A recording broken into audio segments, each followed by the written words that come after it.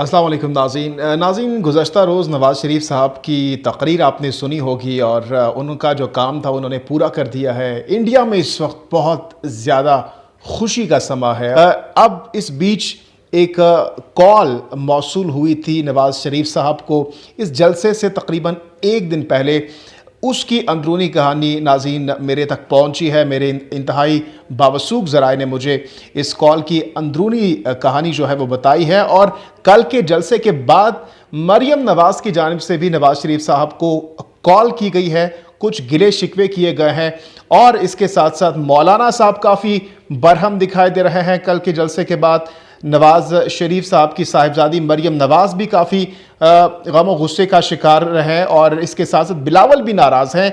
क्या वजह है, फूट पहले ही जलसे में क्यों पड़ी है और मरियम साहिबा ने अपने ही हस्बैंड सफदर साहब को क्यों गाड़ी से निकाला, मैं बताने जा रहा हूँ। अच्छा जी, सबसे पहले बात करते हैं उस कॉल की जो कि मौलाना फजलुर रहमान और नवाज़ शरीफ साहब के बीच हुई। तकरीबन आधे घंटे तक इस कॉल की जो गुफ्तगू है वो मैं आपको बताने जा रहा हूँ कि क्या कुछ डिस्कस हुआ। इस मुलाकात के दौरान मरियम नवाज़ साहिबा और उनके साथ सफदर साहब मौजूद थे, मौलाना साहब मौजूद थे और कॉल पर थे नवाज़ शरीफ साहब। मौलाना साहब ने उनको कहा कि हम धरना भी देंगे, एहतजाज भी करेंगे, सब कुछ करेंगे, लेकिन उसके बावजूद अगर हुकूमत नहीं गिरती, हालात जूं के तू रहते हैं तो फिर हमें किन ऑप्शंस पर गौर करना होगा। ये बात मौलाना साहब ने नवाज़ शरीफ साहब को कही। नवाज़ शरीफ साहब की जानिब से मुख्तलिफ ऑप्शंस दिए गए कि ये कुछ करना होगा, ये ऑप्शंस हैं, मुख्तलिफ ऑप्शंस उनकी जानिब से दिए गए। आखिर में मौलाना साहब की जानिब से जो ऑप्शन दिया गया उस पर तमाम तर जो तीनों लोग मौजूद थे वहाँ पर, खुसूसन नवाज़ शरीफ और फजलुर रहमान साहब जिनकी गुफ्तगू डायरेक्टली हो रही थी फ़ोन कॉल पर, उनके बीच ये इत्तफाक हुआ कि आखिर में हमने जाना है इस्लामाबाद डंडा बरदार फोर्स के साथ। वहाँ पर हमने पहले तो बैठना है, उसके बाद जब मामलात बेहतरी की जानिब नहीं जाएंगे तो हम हल्ला बोलेंगे, हम हमला करेंगे, हम वहाँ पर इंतशार फैलाएंगे, वहाँ पर हालात ऐसे बनाएंगे ताकि एमरजेंसी लगाई जाए और डायरेक्टली अगर आर्मी वहाँ पर कोई एग्रेशन नहीं शो करती तो फिर अदालत जो अदलिया है, जो जजेस हजरात हैं, वो कोई एक्शन ले और अबूरी सेटअप लाया जाए और हालात को जो है ख़राब करने की हम कोशिश करेंगे। ये ऑप्शन ज़ेरे गौर है इस वक्त। इंतहाई अंदरूनी कहानी इस फ़ोन कॉल की मैं आपसे शेयर कर रहा हूँ। अच्छा जी, मौलाना साहब क्यों बरहम है, बिलावल साहब क्यों नाराज़ हैं, मरियम साहिबा इस जलसे के बाद क्यों नाराज़ हैं, मैं आपको बताता हूँ। नाज़रीन, ये जलसा होने से पहले इन तमाम तर जो कायदीन हैं इनके बीच ये फ़ैसला हुआ था कि एक होकर हम वहाँ पर पहुँचेंगे, अपने अपने जो काफ़िले हैं वो फ़िक्स टाइम पर वहाँ पे हमने पहुँचना है और जलसे का इनेकाद करना है। उसके बाद जब बिलावल भी पहुँच गए, मरियम साहिबा भी पहुँच गई, मौलाना साहब तकरीबन रात के 12 बजे वहाँ पर पहुँचते हैं और जब पहुँचे तो जो लोग थे मुस्लिम लीग नून और पीपल्स पार्टी और दीगर जमातों के, वो वहाँ से रुखसत हो चुके थे, चले गए थे।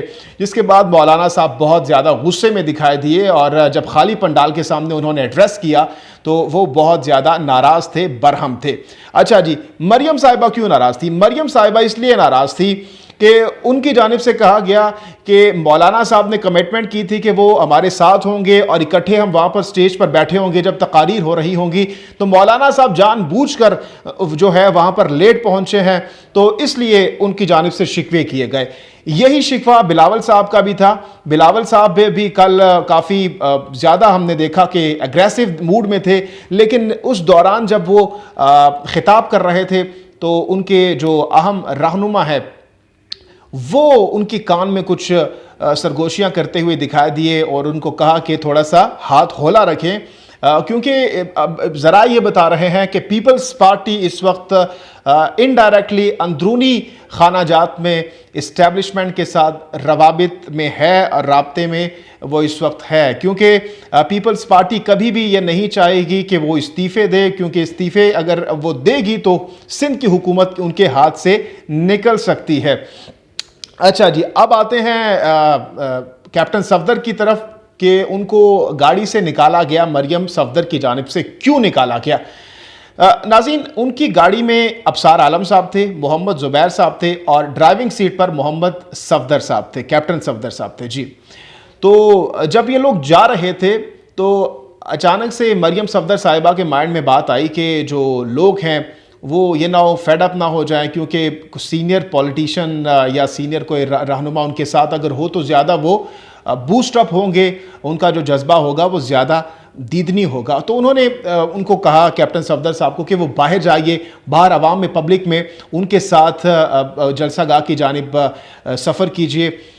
اس دوران ان کی ڈرائیونگ سیٹ پر محمد زبیر صاحب آئے، ان کی جانب سے جو ڈرائیونگ سیٹ ہے وہ سنبھالی گئی۔ یہ وہ محمد زبیر صاحب ہیں جو کہ army chief general Qamar Javed Bajwa صاحب سے مل چکے ہیں، متعدد بار ملاقاتیں کر چکے ہیں۔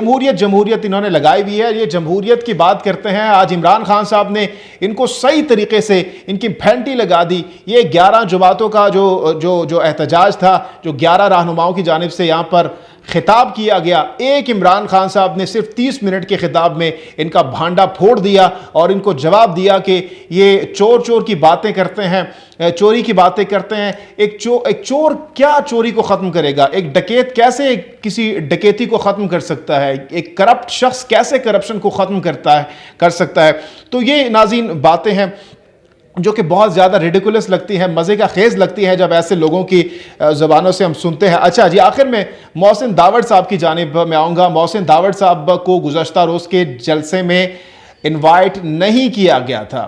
کیوں نہیں انوائٹ کیا گیا تھا؟ وہ شخص جو کہ جس کا بیانیہ ہی پاکستان آرمی کے خلاف ہے، اور اس وقت جس بیانیے کو پوری پاکستان ڈیموکریٹک موومنٹ لے کر چل رہی ہے، وہی بیانیہ شاید اس سے بھی بڑھ کر محسن داوڑ صاحب ان کے خلاف، آرمی کے خلاف ہماری بولتے ہیں، تو ان کو گزشتہ روز وہاں پر نہیں بلایا گیا تھا، جن کی جانب سے ٹویٹ بھی کیا گیا بعد میں۔ اس کی جو خبریں آ رہی ہیں وہ یہ تھیں کہ مریم صاحبہ اینڈ ٹائم تک خاص لوگوں کے ساتھ رابطے میں تھی، کال پر تھی، اور ان کو یہ کہہ رہی تھی کہ اگر آپ اس کٹ پتلی جو حکومت ہے اس کا ساتھ چھوڑ دیں گے تو ہم اس جلسے میں ایسی کوئی بات نہیں کریں گے۔ اور وہ شخص جو کہ آپ کے خلاف ہمیشہ سے بولتا ہے، جو کہ بھارتی حکومت کا فنڈڈ شخص ہے پاکستان میں، پاکستان کی اسمبلی میں، اس کو ہم اجازت نہیں دیں گے اگر آپ عمران خان صاحب کا ساتھ چھوڑ دیں گے۔ لیکن جب حالات ان کے حق میں نہیں آئے، جب انہوں نے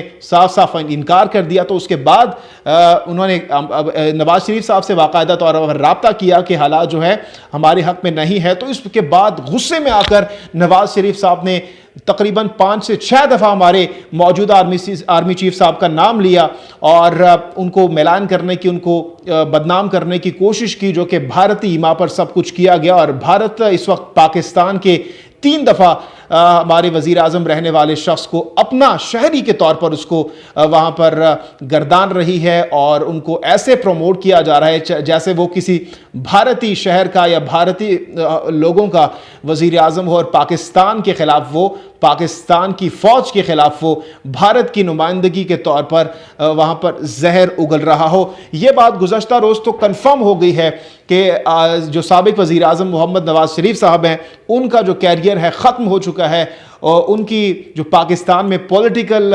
خدمات تھی ان کو ختم کر دیا، وہ دشمنی میں تبدیل ہو جائیں گی۔